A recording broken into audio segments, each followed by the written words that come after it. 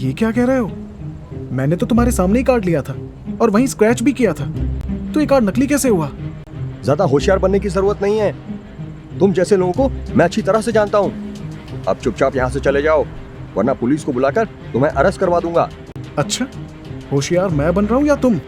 चुपचाप मेरा कार्ड मुझे वापस दे दो। अब जाते हो यहाँ से या बुलाओ पुलिस को? ईशान ने जब दुकानदार की बात सुनी तो उसे समझ आ गया था कि दुकानदार खुद उस लॉटरी का पैसा हथियाना चाहता है। मेरी लॉटरी मुझे दे दो, वरना अच्छा नहीं होगा। क्यों, क्या करेगा तू? चल भाग यहाँ से। इतना कहने के साथ ही दुकानदार ने ईशान को धक्का दिया, जिससे वो रोड पर जा गिरा और उसके हाथ में चोट भी लग गई। ईशान खड़ा हुआ और उसने शोर मचाना शुरू कर दिया। सुनिए आप सभी लोग, ये आदमी चोर है, धोखेबाज है। इसके यहाँ सारे लॉटरी कार्ड फेक हैं। यहाँ से कुछ मत खरीदिएगा। ईशान की आवाज सुनकर आसपास जा रहे सभी लोग धीरे धीरे शॉप के पास आ गए और धीरे धीरे वहां एक अच्छी खासी भीड़ जमा हो गई। क्या हुआ बेटा, क्यों शोर मचा रहे हो? इसकी दुकान से एक लॉटरी का टिकट लिया था और मैं जीत गया। अब ये आदमी कह रहा है कि मेरा टिकट नकली है और मुझे पुलिस को देने की धमकी दे रहा है। अपनी शॉप के आसपास इतनी भीड़ को देखकर दुकानदार घबरा गया, लेकिन उसने थोड़ी हिम्मत दिखाई। अरे अरे, ये लड़का झूठ बोल रहा है। इसने मुझसे कार्ड लिया और एक ही कार्ड में से लॉटरी लग गई। ये कैसे मुमकिन है? ये लड़का पहले से अपने साथ लॉटरी नंबर का एक फेक कार्ड लेकर आया था। पर मुझे उस एक ही कार्ड में लॉटरी लग गई और अब ये वो कार्ड फेक बता रहा है। जब मैंने कुछ कहा तो मुझे पीटा भी। ये देखिए, मेरे हाथ पर चोट लगी है। ये लड़का झूठ बोल रहा है, मैंने ऐसा कुछ नहीं किया। लेकिन मैं कह रहा हूँ कि इस लड़के का कार्ड फेक है। ठीक है, अगर तुम्हें लगता है कि मेरा कार्ड फेक है तो मैं अभी यहाँ से कुछ कार्ड निकालता हूँ और आप सबसे स्क्रैच करवाता हूँ। फिर आप ही बताइएगा कि मेरा कार्ड फेक है या नहीं। इसके बाद ईशान ने जल्दी से कुछ छोटे विनिंग प्राइज वाली लॉटरी का नंबर देखा और उसके बाद कार्ड निकालकर भीड़ में अलग अलग लोगों को दे दिया। अब आप सब इन कार्ड्स को स्क्रैच करें, देखते हैं ये फेक है या रियल। ईशान की बात सुनते ही सभी ने कार्ड स्क्रैच करना शुरू कर दिया। थोड़ी ही देर बाद भीड़ से आवाज आई, मुझे 2000 की लॉटरी लगी, मुझे 5000 की लॉटरी लगी। अरे वाह, मुझे भी लॉटरी लगी, लेकिन सिर्फ 1500 की। धीरे धीरे इसी तरह बहुत से लोगों की आवाजें आने लगी, जिसे सुनकर दुकानदार के पसीने आ रहे थे। इसका मतलब ये लड़का सच बोल रहा है। इस दुकानदार ने इस लड़के का टिकट रख लिया ताकि खुद पूरा पैसा ले सके। हाँ बिल्कुल सही बात है। अब चुपचाप इस लड़के का कार्ड इसे देते हो या? भीड़ में से इतने सारे लोगों की आवाज सुनकर दुकानदार थर थर कांपने लगा था। नहीं नहीं, ये लो तुम्हारा कार्ड, तुम इसे कंपनी में जाकर रिडीम कर सकते हो। मैं आप सबसे माफी मांगता हूँ। आगे से किसी के साथ भी ऐसा करने का मत सोचना, समझे? थैंक यू सो मच, आप लोगों ने मेरी मदद की। थैंक यू लड़के, तुम्हारी वजह से हमारी भी छोटी मोटी लॉटरी लग गई।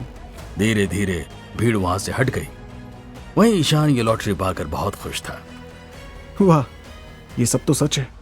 आर पार देखने के इस पावर से तो मुझे सीधा 10 लाख का फायदा हो गया। माहिरा, मैं आ रहा हूं तुमसे बदला लेने के लिए। तुमने मुझे मेरी गरीबी के लिए छोड़ा था ना, अब मैं तुम्हें दिखाऊंगा। अगले दिन ईशान तैयार होकर अपने ऑफिस चला गया। वो जयपुर शहर की सबसे बड़ी डायमंड कंपनी सिंघानिया डायमंड्स में एक बहुत ही छोटी पोजीशन पे काम करता था। जैसे ही ईशान ऑफिस में घुसा, उसे वहीं उसका सीनियर आकाश मिल गया। ईशान, कल ऑफिस क्यों नहीं आए? ऑफिस में कितना इंपॉर्टेंट काम था। सॉरी सर, लेकिन कल मुझे भी बहुत इंपॉर्टेंट काम था, इसलिए। अच्छा, तुम्हारा इंपॉर्टेंट काम कंपनी के काम से बड़ा हो गया। सॉरी सर, आगे से ऐसा नहीं होगा। तुम लोगों को मैंने ही सर पर चढ़ा रखा है।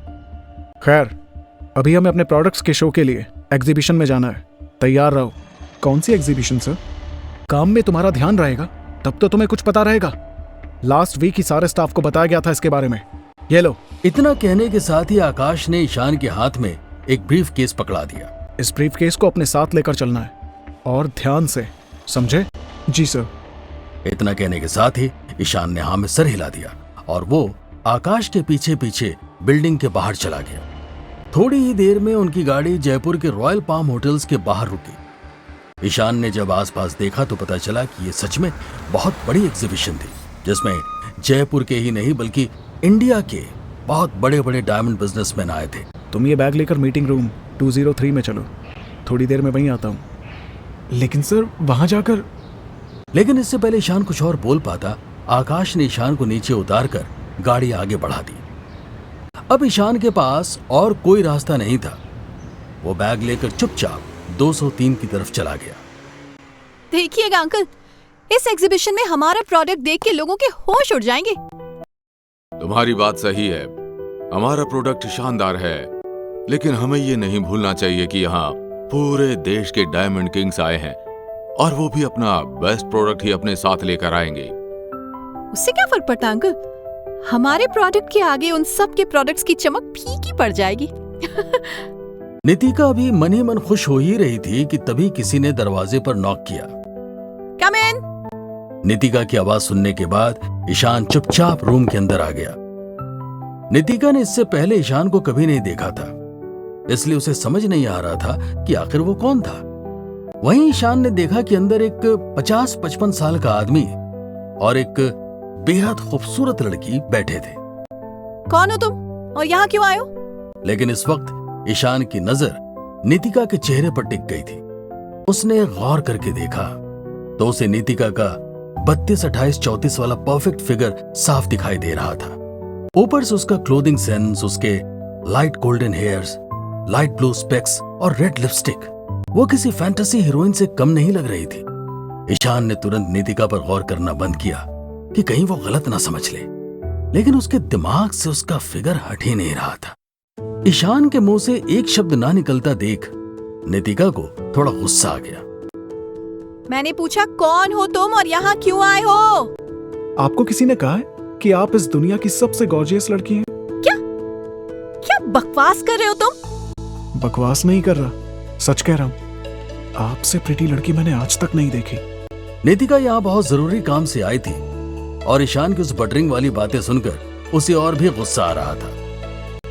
अभी के अभी इस रूम से बाहर निकलो, समझे तुम? मैं तो आपकी तारीफ कर रहा हूँ, आप गुस्सा क्यों हो रही हैं? मुझे तुम्हारी तारीफ की कोई जरूरत नहीं है। तुम यहाँ से अब खुद निकलोगे या मैं सिक्योरिटी बुलवाऊं?